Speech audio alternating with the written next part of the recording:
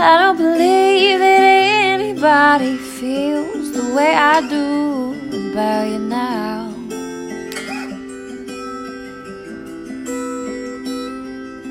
And all the roads we have to walk are winding, and all the lights that lead us there are blinding. And there are many things that I would like to say to you, but I don't know how.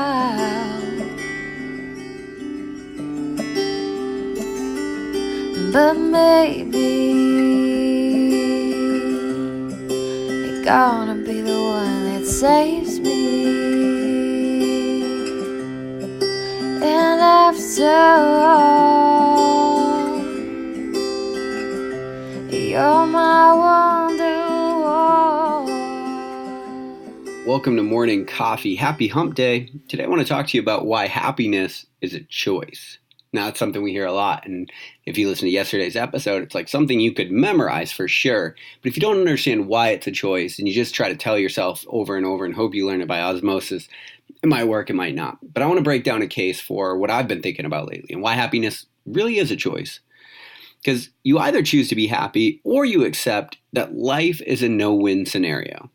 Because the reason you don't let yourself be happy is because you feel like you have to worry about everything that could possibly go wrong. Now, a lot of that, this sort of compounds on Monday's episode too. It's like we're always sort of punishing ourselves in a way. And it's like we want to, it's scary, right? Because if you let yourself be too happy, there's this fear that life is going to come along and it's going to smack you back down. And that fear is real. And we all live with it. And because of it, our entire lives get coated with this like thick, worry. We end up living very scared existences in a way. It's like it's insurance against getting blindsided by the unknown, essentially, which is why we worry. Except the problem with that is that something's always going to be wrong. You prepare yourself to deal with the unknown as a byproduct of dealing with reality, but your worry isn't making you more prepared. And so that's what you got to think about. So if you think about your life, like the things that are going to go right and the things that are going to go wrong, they're going to go wrong whether or not you worry about them. You're choosing to worry about them because you're thinking it's going to be some sort of insurance against it.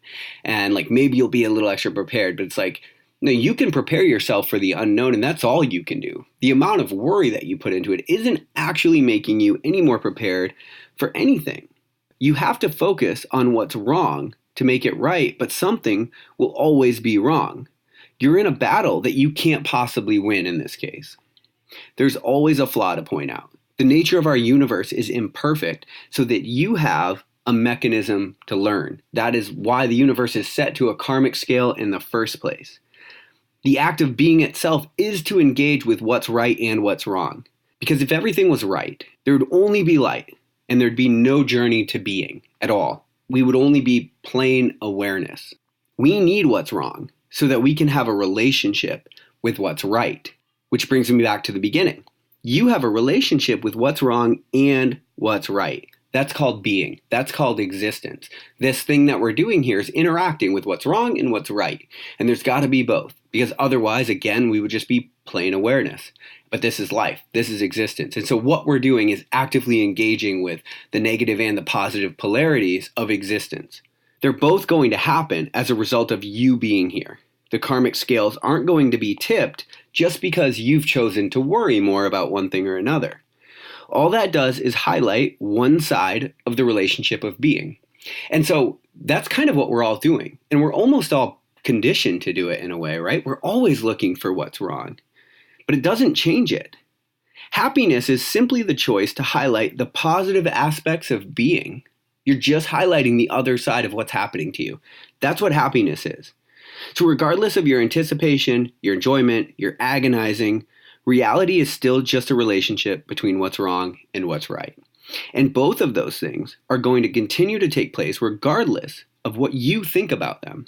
Whether or not you're happy is just a byproduct of your attention. And so I'm recording this on Father's Day on Sunday because I've got a 3-day coaching retreat, and I was at a diner with my dad this morning, and we were talking, and it was interesting because the waitress was super flighty, and I could tell my dad was getting annoyed because she's like not bringing stuff back or whatever. She's just like not doing a great job at doing her job.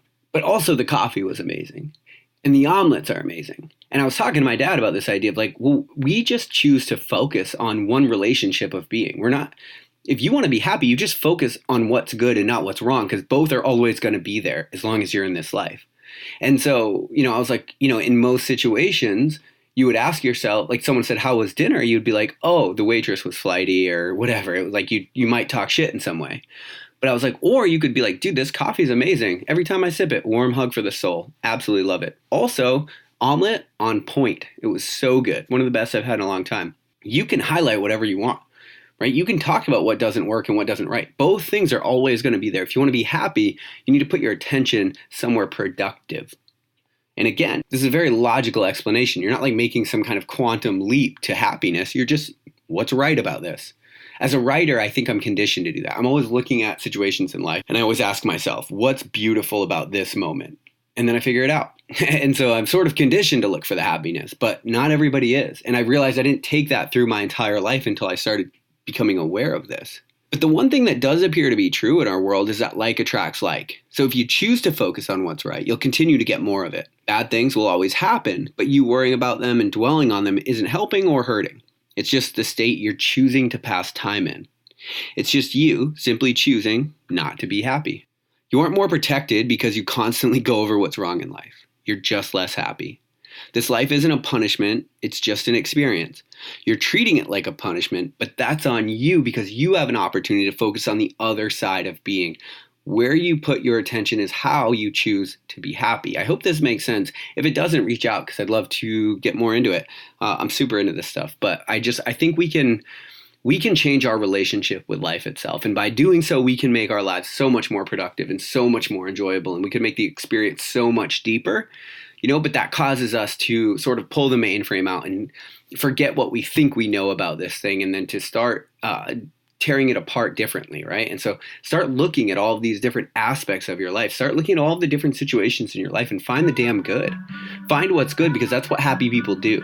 It's no more and no less. They're just pointing out what's good about what's already here, and there's always something good. There's always something beautiful about this life. So I hope that you guys find it. I'll talk to you tomorrow on Morning Coffee. I don't need to hear that you love me, but when you're ready, I'll say the same. Cause ever since I saw you out the corner of my eye, I swear that I can't seem to ever look away. Don't you want me the way I want you? Got a little time, so why don't you come through? We don't play games, not the way that some do. We just got the night cause we know it's young too. And she don't want no diamond ring cause she knows that I'll never leave. And I got all I want right here. Cause every day I see the world in your eyes. I know every little thing, it's alright. Something about the way you look just got me feeling in the mood. So when you look at me with that smile, I smile too. I smile too. I smile too.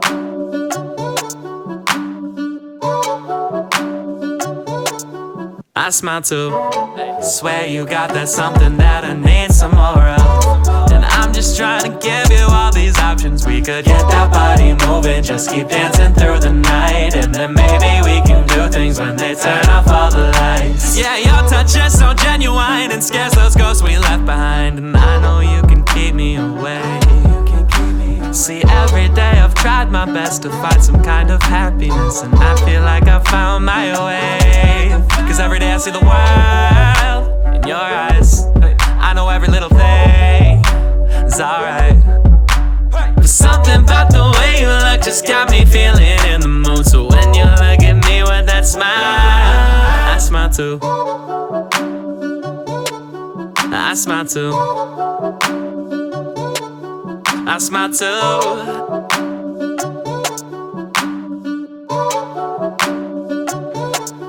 I smile too. Get that body moving, just keep dancing through the night. And then maybe we can do things when they turn off all the lights. Cause every day I've tried my best to find some kind of happiness, and I feel like I found my way.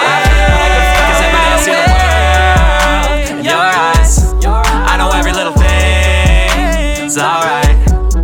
But something about the way you look just got me feeling in the mood. So when you look at me with that smile, I smile too. I smile too.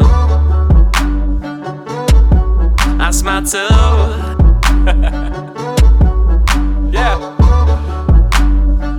I love it. I smile too.